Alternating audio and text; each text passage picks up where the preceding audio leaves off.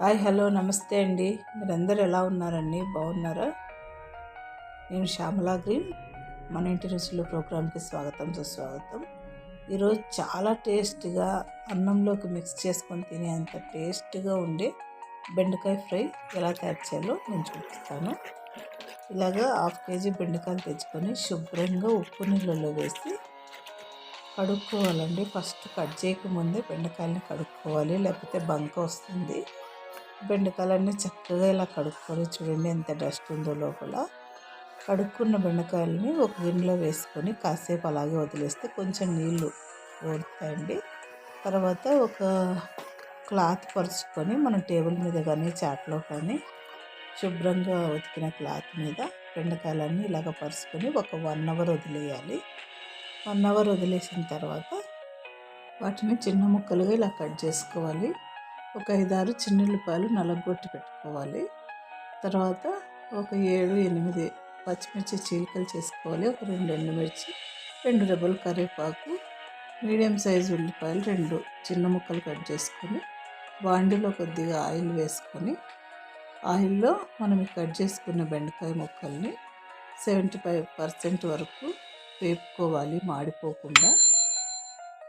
చక్కగా వీటిని వేపుకున్న తర్వాత బాగా వేగనివ్వాలండి. దీనికి మూత పెట్టకూడదు. మూత పెడితే దీనికి వాటర్ చేరి మళ్ళీ బంక వచ్చేస్తుంది. అలా కాకుండా మూత పెట్టకుండానే కొద్దిగా పసుపు వేసుకొని చక్కగా ఒక 3 మినిట్స్కి ఒకసారి ఇలా కలుపుతూ మొత్తం ఇలా బంక వచ్చినది కూడా ఆరిపోవాలండి. దీంట్లో ఉన్న వాటర్ అంతా ఆరిపోతుంది.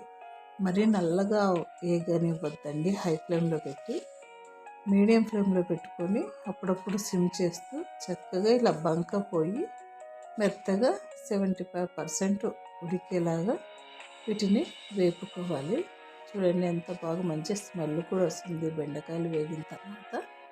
ఇప్పుడు వీటిని అన్నిటినీ ఒక ప్లేట్లో కానీ ఒక గిన్నెలో కానీ తీసేసుకోవాలి. తీసుకొని అదే కడాయిలోకి మనం ఇందాక వేపుకున్నాం కదా, దాంట్లోకి ఇంకా కొంచెం ఆయిల్ వేసుకొని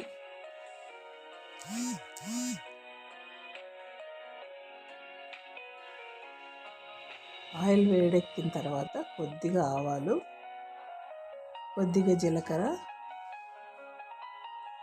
శనగపప్పు వేసి కొంచెం లైట్గా ఇవి వేగనిచ్చి ఎండుమిర్చి కూడా ఇందులో వేసేసుకున్నాము.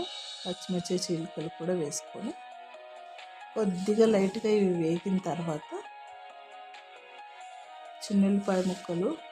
చిన్నుల్లిపాయలు నలగొట్టుకున్నాం కదండి, అవి వేసుకొని మొత్తం దీన్ని బాగా చక్కగా కలుపుకోవాలి.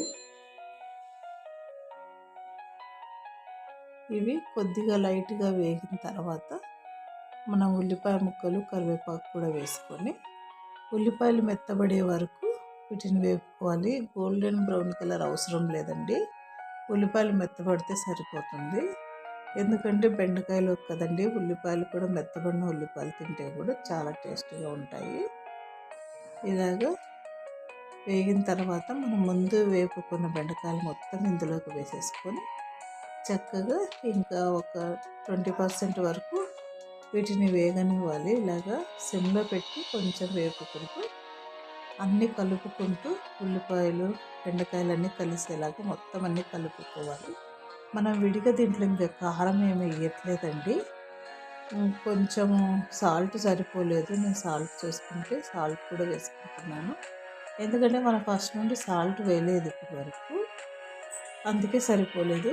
కొబ్బరి పొడి అండి, కొబ్బరి తురిమి పెట్టుకున్నాను. ఆ కొబ్బరి తురుము కూడా బాగా ఒక 2 టేబుల్ స్పూన్లు అంతా వేసుకొని చక్కగా కలుపుకున్నాక ధనియా పౌడర్ అండి, 1 టేబుల్ స్పూన్ అంత ధనియా పౌడర్ వేసుకొని ఈ 3 బాగా కలిసేలాగా చక్కగా కలుపుకోవాలి. ధనియా పౌడరు, కొబ్బరి, ఉప్పు వేసాం కదా, ఆ 3 చక్కగా కలిసిపోయేలాగా ఇలా కలుపుకోవాలి. చూడండి ఎంత స్మెల్ వస్తుందో. ఆ స్మెల్తోనే టేస్ట్ కూడా తెలుస్తుంది ఇది చాలా టేస్ట్గా ఉంటుందని.